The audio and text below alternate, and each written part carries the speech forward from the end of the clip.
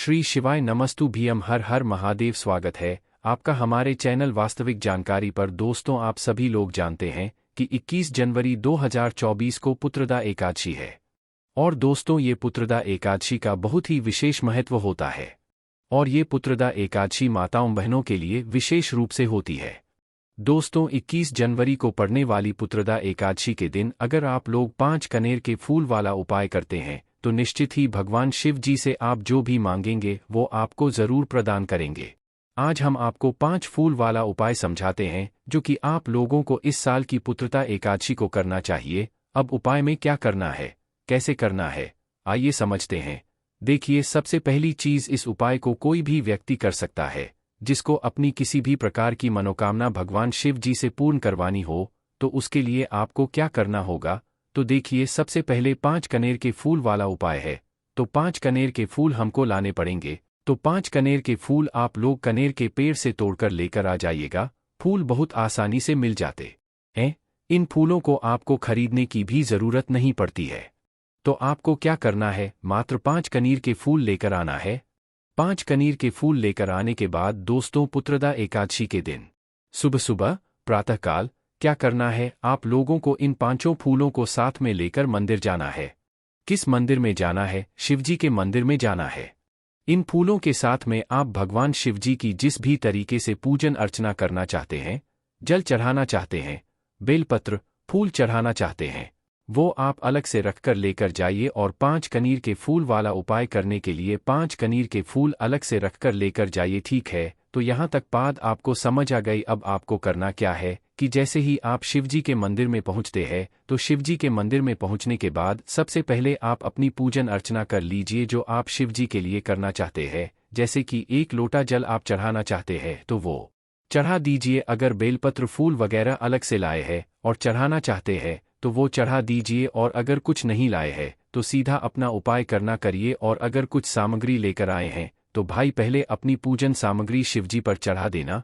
उसके बाद में क्या करना है, शिव जी के पास में आना है और अपने वह 5 कनेर के फूल आप लोगों को निकाल लेना है। 5 कनेर के फूल निकालने के बाद दोस्तों करना क्या है वो ध्यान से सुनो।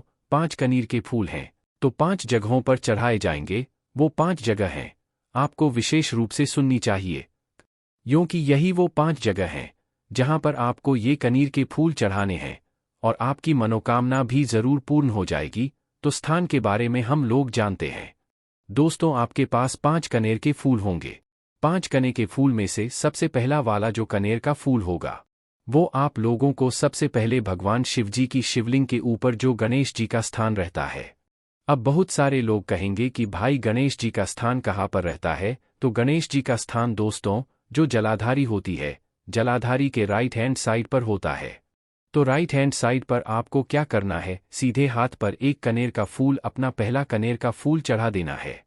खिला हुआ शिवजी की तरफ होना चाहिए, इस बात का ध्यान रखना है ना। उसके बाद में दोस्तों पहला कनेर का फूल चढ़ाने के बाद तो दोस्तों अगर दूसरे कनेर के फूल की बात करें तो ये दूसरा कनेर का फूल आपको कार्तिकी जी के स्थान पर चढ़ाना है, जो स्थान शिवजी के शिवलिंग के ज्वालाधारी के लेफ्ट हैंड साइड पर होता है, मतलब उल्टे हाथ पर होता है। ठीक है, तो दूसरा फूल आप कहाँ पर चढ़ाएंगे, कार्तिक जी वाले स्थान पर। 2 फूल आपके चढ़ गए। अब जो तीसरा फूल चढ़ाएंगे वो आप कहाँ पर चढ़ाएंगे, वो चढ़ाएंगे आप लोग माता जगत जननी का जो हस्तकमल रहता जलाधारी होती है। जलाधारी के बिल्कुल बीचों बीच में एक माता जो अशोक सुंदर जी का स्थान होता है। तो आपको क्या करना है, उस माता अशोक चंद्र जी वाले स्थान पर अपना तीसरा फूल समर्पित करना है और खिला हुआ भाग शिवलिंग की तरफ करके ही रखना है। तो आपने अपना तीसरा फूल भी वहां पर शिवलिंग के ऊपर समर्पित कर देना है। अब दोस्तों बात करते हैं चौथे फूल की। जो चौथा फूल आपको कहां पर चढ़ाना है, इस चौथे फूल को आपको चढ़ाना है जो शिवलिंग होती है, शिवलिंग का कटी भाग होता है या माता जगदम्बा जी हस्तकमल रहता है, मतलब शिवलिंग के कटी भाग के साइड में जलधारी के ऊपर कहीं पर भी आप अपना ये चौथा फूल रख सकते हैं। इसको चढ़ाने की एक और जगह है जो कि शिवजी की शिवलिंग के ऊपर जो पात्र टंगा हुआ होता है जिससे बूंद बूंद करके जल टपकता है।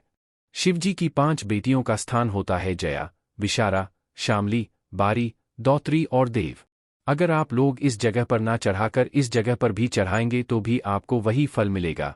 पर ये वाला जो फूल है ये सिर्फ चौथे वाले फूल को ही आप कर सकते हो। चौथे वाले फूल को या तो माता जगदम्बा जी के हस्तकमल पर चढ़ा दो, या तो शिव जी की जो 5 पेटियां ऊपर टंगी हुई हो, मतलब ऊपर रहती है और उनसे करके जल टपकता है, उसके अंदर भी आप लोग डाल सकते हो। तो यहाँ पर आपके 4 कनेर के फूल जो है चढ़ चुके हैं। उसके बाद में दोस्तों आखिरी फूल के बारे में बात करें तो आखिरी वाला जो फूल है ना, ये स्वयं भगवान शिव जी की शिवलिंग के ऊपर चढ़ेगा। और जब आप लोग ये वाला फूल भगवान शिव जी की शिवलिंग के ऊपर चढ़ा देते हैं, तो चढ़ाने के बाद दोस्तों क्या करना है, आप लोगों को अपनी मनोकामना भी भगवान शिव जी से याद से बोल देना है, क्योंकि आपकी जो भी मनोकामना वो भगवान शिव आपकी जरूर पूर्ण करेंगे। पर दोस्तों अभी उपाय पूरा नहीं हुआ है, इसीलिए उपाय को पहले अच्छे से सुन लो। तो देखो, जैसे ही आप लोग 5 कनेर के फूल वाला उपाय कर लो, 5 अलग अलग जगह पर शिवलिंग के ऊपर ही ये 5 कनेर के फूल चढ़ा दो। उसके बाद में क्या करना है दोस्तों, आप लोगों को जो है भगवान शिव जी के शिवलिंग के पास में बैठ जाना है, और बैठने के बाद आंखें बंद करके हाथ जोड़कर एक नाम को 3 बार बोलना है। वो नाम क्या है, वो नाम है दोस्तों जी की नानी का नाम है। और इस शोधा नाम को आपको भगवान शिव जी के सामने बैठकर 3 बार इसका उच्चारण करना है। कुछ इस तरीके से स्वधा स्वधा स्वधा, बस इस तरीके से 3 बार जो है आप लोग जो है श्रद्धा का नाम ले लेना इस उपाय को करने के बाद। और अब अगर आप चाहो भी कुछ ना भी बोलो तो भी भगवान शिव जी तक आपके जीवन की दुख और परेशानी पहुंच जाएगी या मनोकामना पहुंच जाएगी और वो उसको पूर्ण जरूर कर देंगे। ये इतना बड़ा उपाय है दोस्तों। पुत्रदा एकादशी का एक विशेष और महत्व होता है, इसीलिए इस दिन को आप लोगों को बिल्कुल भी नहीं छोड़ना चाहिए। और इस दिन एक और ऐसा आपको उपाय कर लेना चाहिए जिस उपाय को करने से आपके घर से सारी धन की जो समस्याएं होती है वो दूर हो जाती है, ठीक है। या अगर आपका पैसा कोई लेकर चला गया है और वो वापस नहीं कर रहा है, आपने किसी को उधार दिया था और वो वापस नहीं कर रहा है, तो भाई ये वाला उपाय आप लोग करके देखें, आपका वह पैसा खुद लौटा कर जाएगा, ठीक है। इस उपाय को भी सिर्फ और सिर्फ एकादशी के दिन ही करना है। पुत्रदा एकादशी का दिन बहुत ही ज्यादा विशेष और महत्वपूर्ण है, तो इस दिन ये वाला उपाय जरूर करें। इस उपाय में क्या करना होता है दोस्तों आप लोगों को कि यहाँ पर आप लोगों को 1 लोटा जल लेना होता है। 1 लोटा जल लेने के बाद दोस्तों इस 1 लोटे जल के अंदर आपको भरना होता है गंगाजल। अब ऐसी बात नहीं है कि गंगाजल का उपाय कर रहे हो तो गंगाजल बिल्कुल लोटे फुल भर के चाहिए। आपके पास जितना गंगाजल हो जितना हो उतना ही आप लोग गंगाजल अपने लोटे के अंदर डाल लें, पर उसके अंदर कोई अलग से शुद्ध जल नहीं मिलाना है, सिर्फ और सिर्फ वो गंगा जल ही होना चाहिए। भले ही थोड़ा सा गंगा जल लेना पर लेना। तो जैसे ही आप लोग अपना गंगाजल ले लेते हो, गंगाजल लेने के बाद दोस्तों इसके अंदर आप लोगों को डालनी है बेलपत्री। कितनी बेलपत्री डालनी है? 7 बेलपत्री डालनी है, 7 बेलपत्री। तो इसके अंदर आप लोग डाल देना है अपनी 7 बेलपत्री छांटकर। अगर आपके पास बेलपत्री उपस्थित ना हो तो शिवजी की शिवलिंग के ऊपर से उठाकर उनको धोकर अपने उपाय में प्रयोग कर लेना। तो यहाँ पर आप लोगों ने क्या किया कि भाई थोड़ा सा गंगाजल लिया, 7 बेलपत्री के पत्ते उसके अंदर डाले। अब इसके बाद इस लोटे जल को लेकर आपको पहुंचना है भगवान शिव जी के मंदिर में, वो भी सुबह सुबह, ठीक है। शिव जी के मंदिर में जैसे ही पहुंचो तो भाई पहुंचने के बाद क्या करना है, सबसे पहले आपको जैसे ही आप शिव जी के मंदिर के अंदर प्रवेश करोगे, मतलब कि जैसे ही आप भगवान शिव जी के मंदिर के अंदर प्रवेश करते हो तो नंदी बाबा पहले से वहां पर खड़े हुए होते हैं। तो इस उपाय को करने के लिए आपको सीधा भगवान शिव जी के पास नहीं जाना है, पहले रुकना है भगवान नंदी बाबा के पास में है ना। तो पहले आप लोग भगवान नंदी बाबा के पास में रुक जाना। नंदी बाबा में रुकने के बाद दोस्तों आप लोगों को क्या करना है कि भाई जो आप अपने 1 लोटे जल के अंदर जो गंगाजल और 7 बेलपत्री लेकर आए हुए हो, इस 7 बेलपत्री और गंगाजल में से सिर्फ और सिर्फ गंगाजल को आपको नंदी के चरणों में समर्पित कर देना है। सिर्फ और सिर्फ गंगाजल को समर्पित करना है, बेलपत्री अपने लोटे के अंदर ही रखे रहने देना है। तो जैसे ही आप लोग अपना गंगाजल के चरणों में समर्पित कर देते हो तो गंगाजल को समर्पित करने के बाद दोस्तों आपके लोटे के अंदर 7 बेलपत्री बच जाती। अब इन 7 बेलपत्री का आपको क्या करना है कि शिवजी के मंदिर में जाना है, मतलब शिवजी के पास में जाना है, और शिवजी के पास में जाकर जो भी आपके लोटे के अंदर 7 बेलपत्र बची हुई है, इनको एक एक करके शिवजी पर चढ़ा दो श्री शिवाय नमस्ते बोलकर। और जैसे ही सभी 7 बेलपत्र चढ़ जाए तो भगवान से प्रार्थना कर लो अपने धन के लिए कि किसी ने आप सुधार लिया और वो आपका पैसा वापस नहीं कर रहा है, उसके लिए वो आपका पैसा खुद वापस करके जाएगा। इस उपाय को करने के बाद एक बार करके जरूर देखना, आपको उपाय का फल भी जरूर मिलेगा। दोस्तों, एक और सबसे बड़े और विशेष उपाय के बारे में बात कर लेते हैं, जो कि आप लोगों को 21 जनवरी इस पुत्रदा एकादशी के दिन जरूर करना चाहिए, जिससे कि माताओं बहनों को विशेष फल की यहाँ पर प्राप्ति होती है। तो दोस्तों, इस दिन आप लोगों को करना क्या है कि एक तो बेलपत्री लेनी है। भगवान शिव जी को प्रसन्न करने का बहुत ही सही दिन है ये, इसलिए आप लोगों को लेनी है मात्र एक बेलपत्री।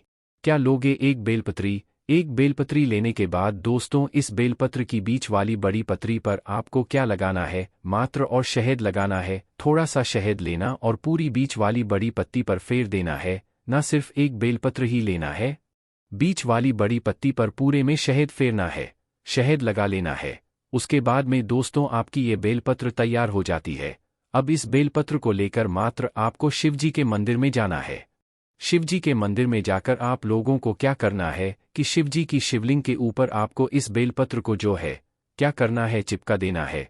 क्योंकि आपने दोस्तों बीच वाली बड़ी जो पत्ती होती है उस पर आपने लगाया शहद, और जब शहद लगाकर इस बेलपत्र को आप जो है मतलब शिवलिंग की शिवजी के शिवलिंग के ऊपर चिपकाओगे तो भगवान शिव जी के शिवलिंग के ऊपर ये बेलपत्र चिपक जाएगी। और बेलपत्र चिपकाने के बाद दोस्तों, अपनी सीधी हाथ की हथेली को लेना और इस बेलपत्र के ऊपर रख लेना, मतलब इसे पूरा ढक लेना अपनी सीधी हाथ की हथेली से। सिर्फ और सिर्फ सीधे हाथ की तीली लेना, उल्टे हाथ की मत लेना है ना। हथेली लेने के बाद दोस्तों, आंखें बंद करके श्री शिवाय नमोस्तव बोलना और आपकी जो भी मनोकामना हो वो भगवान से बोल देना। भगवान आपकी बहुत जल्द सुनेंगे, वह मनोकामना को भी जरूर पूर्ण करेंगे।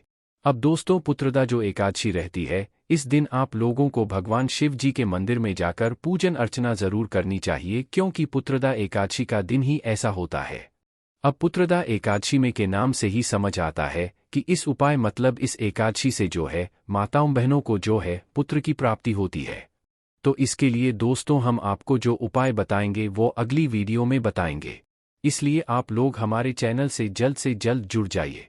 बाकी दोस्तों, इस उपाय को करने में अगर आपको कोई भी दिक्कत समस्या परेशान आती है तो आप हमसे कमेंट करके पूछ सकते हैं। श्री शिवाय नमस्तु भीयम, हर हर महादेव।